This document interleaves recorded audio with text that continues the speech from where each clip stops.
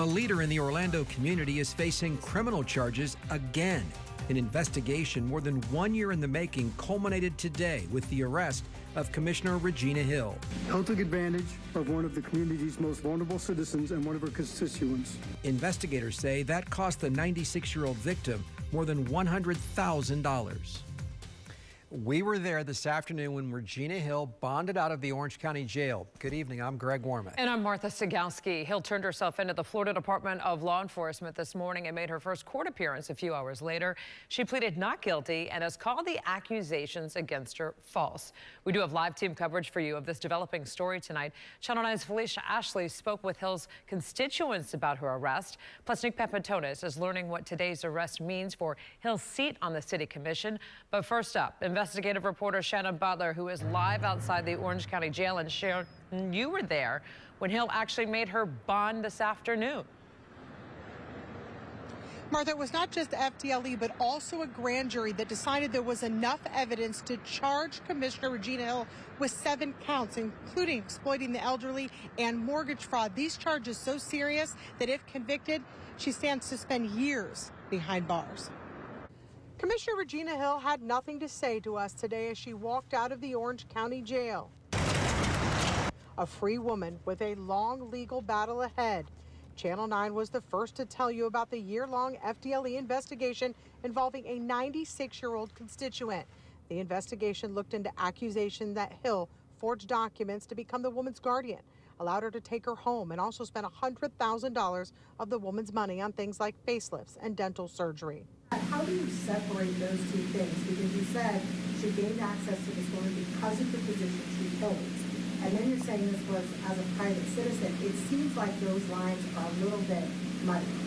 Well, so gaining access to a constituent is what part of their job as a city commissioner would be, right? The charges are a result of a crime. So what we're going to focus on is what she did to commit a crime. Hill's office has not made a statement, but an attorney speaking for Hill today says she denies these allegations. Obviously, the allegations against her are serious and shocking, but it's incredibly important to remember one thing. In the eyes of the law, she's presumed to be innocent, and it's also important to remember all the good things that she's done for her constituents and for this city. Now, Commissioner Hill told us over the phone last week that these allegations were false. She maintains her innocence today. We are live in Orlando. Shannon Butler, Channel 9 Eyewitness News.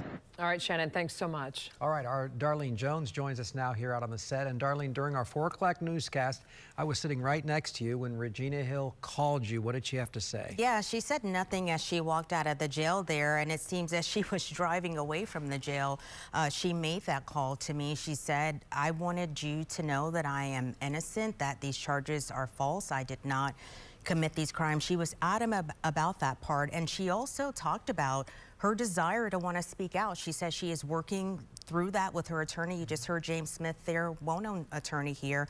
She also has that civil case, though. She has a separate attorney for that. So she's working with him, she says, to figure out what that looks like. But she says she wants to share the other side of the story. She believes her constituents deserve to know, and she's working on that. So you may get that interview with her as soon as tomorrow. Well, we'll see. We'll see what happens. All right. It's interesting that she may talk in the midst of all of this, because many times attorneys say no. All right, thank you for that. And now to Hill's future as a member of the Orlando City Commission. We are waiting to see if Governor DeSantis suspends her from office. The governor has the authority now that Hill has been indicted. She could also choose to step down. I spoke with an attorney about this today, and he said that her being removed is likely. Channel 9's Nick Papantonis has been monitoring the governor's activity today. And Nick, still no official word from Tallahassee on her removal, though. Greg, I think a lot of people are agreeing with your attorney there that they expect that her removal is basically imminent at this point. I just checked the executive orders list as my email inbox where they send them to, and so far nothing. It is on his radar, though, and he is under pressure to act in this case. We're consulting with the supervisor of elections now on dates. Orlando Mayor Buddy Dyer says the city is already taking steps to replace Regina Hill even before she's officially removed from office or resigns. The process would begin with a suspension order by the governor, who said Wednesday if Hill faced serious charges, he would follow normal procedure. Well, we've seen that in other instances where city council members have been indicted, the governor has replaced them fairly quickly. UCF professor John Hanley says Florida is among a few states in which the governor has the authority to remove municipal elected officials. Once the word comes down from Tallahassee or Hill agrees to resign, Orlando is expected to organize a special election. Sources in Orange County politics say several well-known people began organizing campaigns to succeed the commissioner last week, but the process won't happen overnight. Hill has also not shown any interest in giving up her seat. I have not ever spoken with her about this situation. We're going to be looking at several months, maybe longer, before the constituents of that district are going to have any sort of representation in the city council. Hill is scheduled to be in court next Friday for the civil cases connected to this matter. There is no indication right now that that hearing is going to be changed because of what happened today. Live in Orlando, Nick Papantonis, Channel 9 Eyewitness News. Regina Hill was first elected to the Orlando City Commission back in 2014. She represents District 5, which includes neighborhoods like Lake Eola Heights and Paramore. Felicia Ashley has been speaking to people who live in Hill's district, and how are they reacting to her arrest and this big news, Felicia?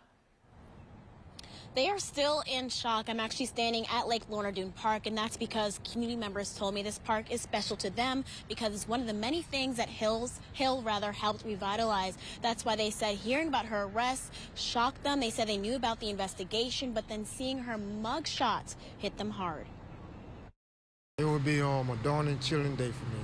Definitely concerns for our community. Some of the people in District 5 are shocked that the same commissioner who launched weekly workouts to improve their health. We just want to see people healthy, right? And advocated for affordable housing, employment, and development, was arrested for exploiting and defrauding one of her elderly constituents. She came by and helped me get back to housing and everything, so I don't know why I should think she should do anything like that. Nick Smith has known the alleged victim since childhood.